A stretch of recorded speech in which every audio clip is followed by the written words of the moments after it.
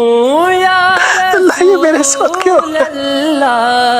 اس دنیا میں سب سے بہترین شخص وہی ہے جس کو اس بات کی سمجھ آ جائے کہ میرا اللہ اس کائنات کی ہر چیز پر قادر ہے، میرا اللہ غفور الرحیم ہے۔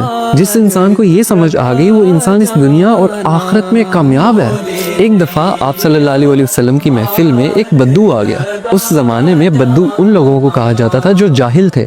جب وہ شخص آپ صلی اللہ علیہ وسلم کی محفل میں آیا تو اس نے پوچھا کہ آپ صلی اللہ علیہ وسلم آخرت میں حساب کتاب کون کرے گا؟ تو آپ صلی اللہ علیہ وسلم نے فرمایا کہ آخرت میں تو حساب کتاب اللہ کریں گے۔ تو اس بدو نے دوبارہ پوچھا کہ اللہ کریں گے حساب کتاب؟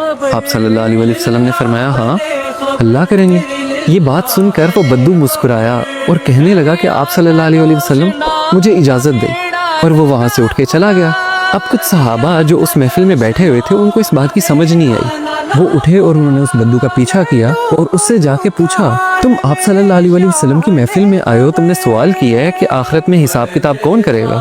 آپ صلی اللہ علیہ وسلم نے تمہیں جواب دیا کہ اللہ کریں گے، تم مسکرا کے اٹھ کے کیوں آ گئے ہو؟ تو اس بدو نے مسکراہٹ سے کہا کہ اگر اللہ تعالیٰ نے آخرت میں حساب کتاب کرنا ہے تو اللہ تعالیٰ تو بڑا غفور الرحیم ہے، وہ تو مجھ سے میری ماں سے زیادہ پیار کرتا ہے۔ کیا اب میری ماں مجھے جہنم کی آگ میں جلا سکتی ہے؟ جب میری ماں نہیں جلا سکتی تو وہ رحیم و کریم میرا مالک میرا اللہ مجھے کیسے جہنم کی آگ میں پھینک سکتا ہے؟ تو وہ صحابہ آئے آپ صلی اللہ علیہ وسلم کے پاس اور بولا کہ آپ صلی اللہ علیہ وسلم اس طرح ہم اس بدو کے پیچھے گئے تھے، اس نے یہ بات کی ہے کہ اللہ تو بڑا رحیم ہے۔